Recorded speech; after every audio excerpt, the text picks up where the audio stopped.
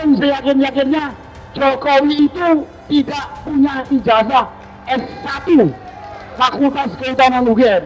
Kalau ada, palsu.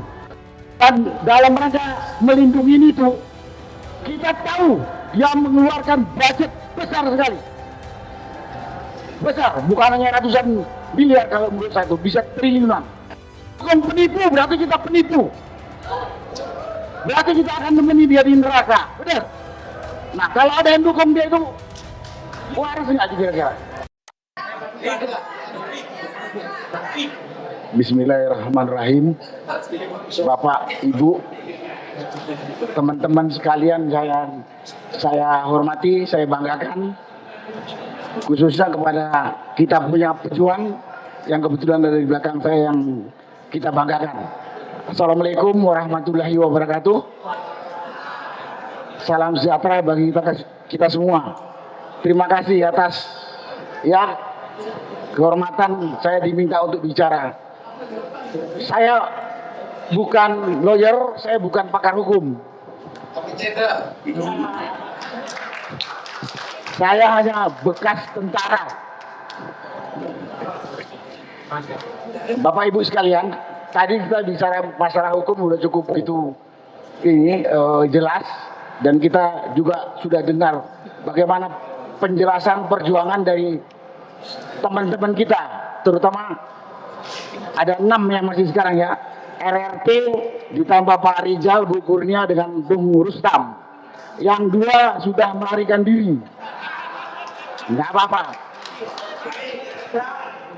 Saya ingat teman kita pernah ngomong, di Indonesia ini terlalu banyak pengkhianat. Jangan kaget, jangan takut. Bung Karno dulu pada awal-awal kita merdeka juga mengatakan, perjuangan kamu generasi setelah saya akan lebih sulit karena akan menghadapi lawan yang warna kulitnya sama. Jadi ini sudah diprediksi. Nah, pada kesempatan ini yang pertama saya sampaikan kepada Bung Raises yang tinggal 6 ini ya. Pada kesempatan ini saya mau dikatakan mewakili rakyat Indonesia atau saya sendiri, sebenarnya tim yang sedang dikriminalisasi oleh aparat hukum ini adalah mewakili aspirasi kita semua rakyat Indonesia yang masih waras.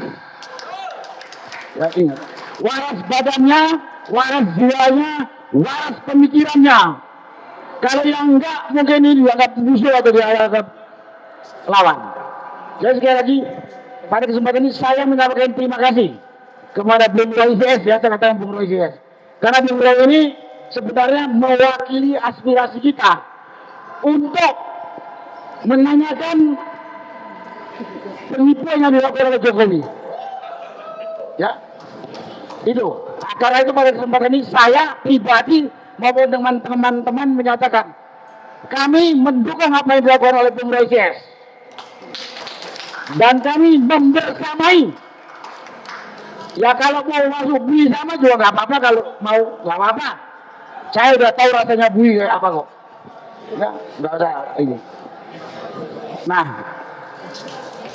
sebenarnya saya pribadi juga saya katakan, sudah beberapa kali saya katakan, saya yakin-yakinnya Jokowi itu tidak punya ijazah S1 Fakultas Kehutanan UGM.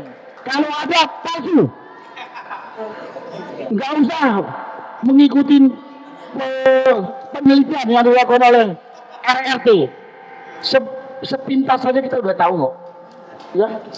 Yang pertama, lembar ijazah itu ditanyakan bertahun-tahun, si Jokowi ini nggak berani menunjukkan. Dan dalam rangka melindungi itu, kita tahu dia mengeluarkan budget besar sekali. Besar, bukan hanya ratusan miliar kalau menurut saya itu, bisa triliunan. Apa maksudnya?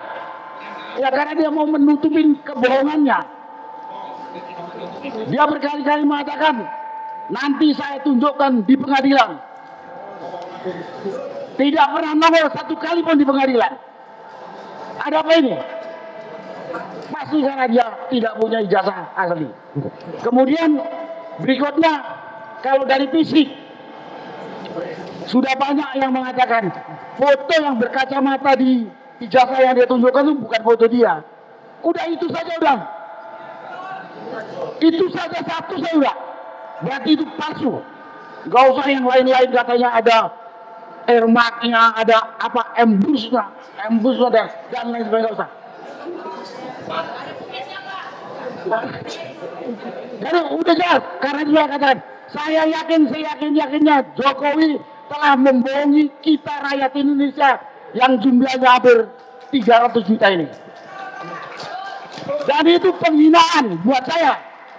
Kalau Bapak Ibu gak merasa terhina ya terserah lah. Wah, kalau terhina kita sama-sama dukung Royce. Bapak Ibu nggak terhina ditipu sama manusia busuk ini.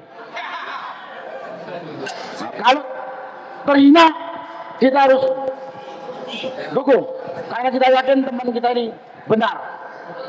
Setelah dia menipu sekian tahun, selama dia menduduki jabatan dengan hasil menipu itu, kita bandingkan dengan pemimpin sebelumnya, ada lebih baiknya. Kerusakan yang banyak, terutama kerusakan konstitusi, undang-undang dirusak habis. Kesewenang-wenangan dia terhadap rakyat, korupsi dia terhadap aset negara luar biasa. Karena itu kalau masih ada yang mendukung dia, saya heran ini manusia atau iblis gitu. Benar. Mendukung penipu berarti kita penipu. Berarti kita akan nemeni dia di neraka. Benar. Nah, kalau ada yang dukung dia itu waras nggak kira-kira? Nah, karena itulah kalau saya merasa terhina benar dengan manusia satu ini. Lebih parahnya lagi sekarang dia dengan nepotismenya begitu kuat, memenangkan anaknya menjadi wakil presiden dengan cara kita tahu sangat curang, sangat melanggar hukum. Bapaknya masih lebih pintar, anaknya ini domoknya kayak gini ya. Oh, apa gini kita ini? Saya nggak tahu, bapak ibu pasti ada yang mau dipimpin Gibran itu, nggak tahu saya. Nggak, kasihan anak cucu kita. Kasihan anak cucu kita. Nah, karena itulah kalau kemarin ada buku Jokowi White Paper, habis itu kemudian apa Gibran Endgame. Mudah-mudahan itu tersebar kepada pengelola negara ini, baik yang di eksekutif, di legislatif, maupun di yudikatif. Punya malu gak mereka ini? Yang bergelar profesor, doktor, jenderal, dan lain sebagainya. Gitu. Memang kalau saya ngomong sama teman-teman tuh, di Indonesia ini jujur sudah mati, rasa malu sudah mati gitu. Ya mudah-mudahan kita hidupkan lagi. Mudah-mudahan kita hidupkan lagi. Nah, kemudian pada kesempatan ini saya udah yakin kalau Bung Roy ini benar. Kalau pengadilan jujur pasti menang. Tapi masalahnya saya ingat penegak hukum yang paling menonjol di sini polisi kan. Waduh, teman saya mau gue udah pulang tuh. Koni mengatakan 100% Marcok itu termul. Berarti kita harus berhadapan dengan iblis-iblis yang berbaju coklat ini. Pak Rizal mengatakan polisi itu di bawah sandalnya Jokowi. Betul. Itu yang kita hadapin sekarang. Kalau hukum dilaksanakan dengan jujur, saya katakan ini nggak sampai 1 hari selesai kok. Siapa yang benar, siapa yang salah. Dulu saya katakan kalau saya dikasih otoritas 2 minggu tuntas ini masalah ijazah si Jokowi yang palsu ini. Tapi kita menghadapi suatu kekuatan yang sudah disiapkan sejak dulu. Mungkin sejak si Jokowi jadi presiden, dia sudah menyiapkan pertahanan diri untuk menjaga kepalsuan dan kebohongannya. Kita bayangkan. Mungkin sejak wali kota dia sudah membuat pertahanan diri. Gubernur, apalagi presiden. Karena itu lawan yang kita hadapi cukup kuat. Tapi tidak perlu takut. Kebenaran pasti menang. Kebenaran pasti menang. Dan ini menyangkut kehormatan kita, menyangkut tanggung jawab kita. Nah, karena itu pada kesempatan ini saya akan mengimbau saja kepada pemerintah. Pemerintahannya dipimpin oleh Presiden Prabowo. Kemudian di bawahnya ada pejabat dan aparat, terutama aparat penegak hukum, khususnya pada kepolisian. Kalian itu punya malu, punya harga diri, dan tahu tanggung jawab tidak? Punya malu, punya kehormatan atau tidak? Tahu tanggung jawab atau tidak?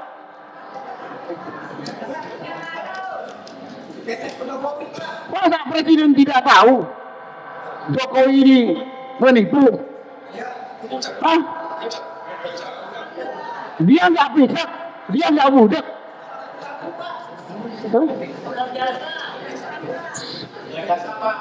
Kemudian masa tidak tahu presiden yang punya pembantu segitu banyak, bahwa wakilnya dia itu dulu cuma malu-malu bangsa.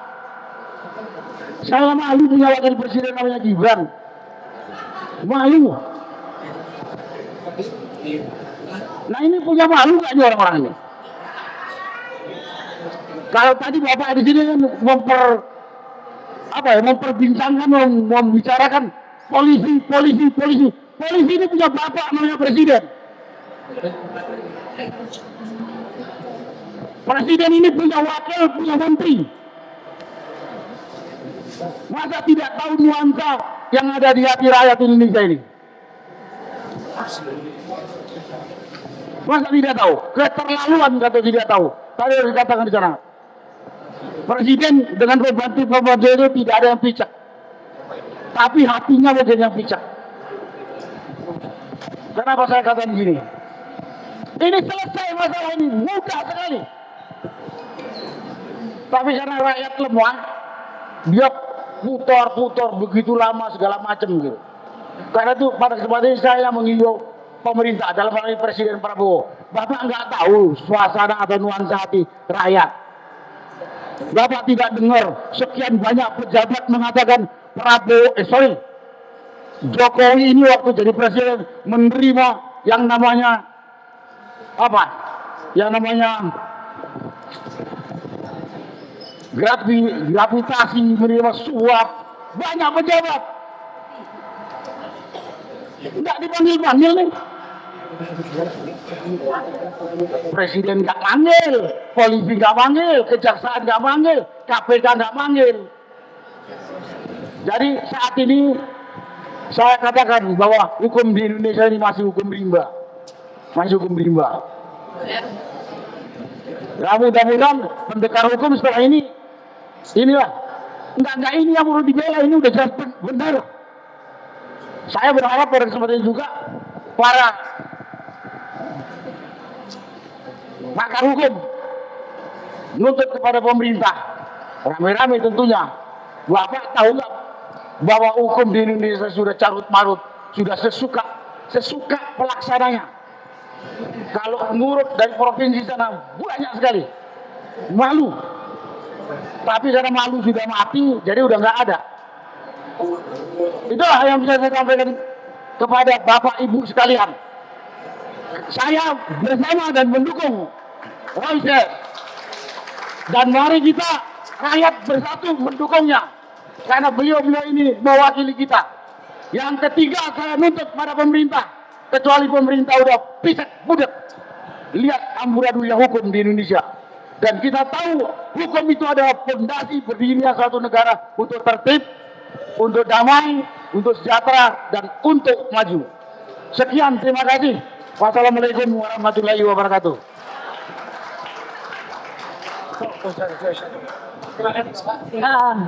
Ya, tepuk tangan untuk Pak Narko ya. Sudah berkali tadi disebutkan ya, sudah berkali-kali memang itu masalahnya kalau polisinya itu sudah di bawah sandal jepit Jokowi gitu ya. Jadinya kalau proses hukum RJ bukannya pelapornya yang datang ke kantor polisi, malah polisinya yang sowan begitu.